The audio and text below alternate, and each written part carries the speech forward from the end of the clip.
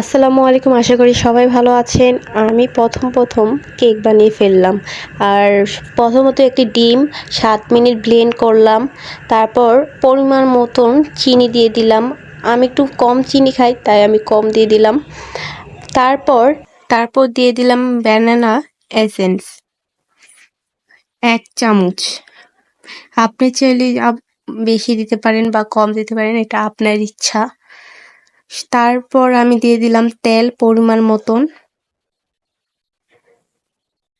তেলটি দেওয়ার পরে আমি অনেকক্ষণ ধরে ঘুটলাম। ঘুটানোর পর আমি যতটুক ফেনা হওয়া যায়, ফেনা যতটুক হবে, তারপর আমি দিয়ে দিব বেকিং সোডা।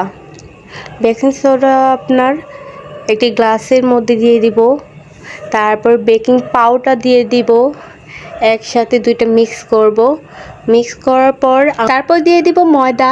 তার আগে আমি যেটা ভুল করেছি সেটা হচ্ছে দুধটি দিতে আমি ভুলে গিয়েছিলাম। এখন আমি দিয়ে দিব দুধ। আপনারা কখনো আমার মতন ভুল কাজটি করবেন না। সুন্দর মতন দুধটা দেওয়ার পর সুন্দরভাবে মেখে নেব। মেখে দেওয়ার পরে যেগুলো আমি গ্লাসে রেখেছিলাম সেগুলো আমি একটা ঝুড়ির মধ্যে দিয়ে দিব। ছেঁকে ছেঁকে দিতে হবে, না হলে একসাথে দিয়ে দিলে কেকটা ভালো হবে না।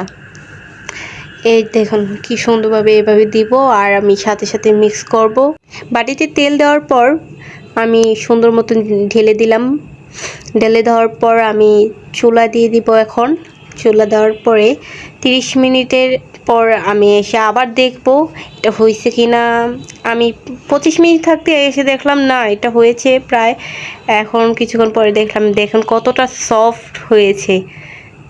এমন খেতেও কিন্তু অনেক মজা।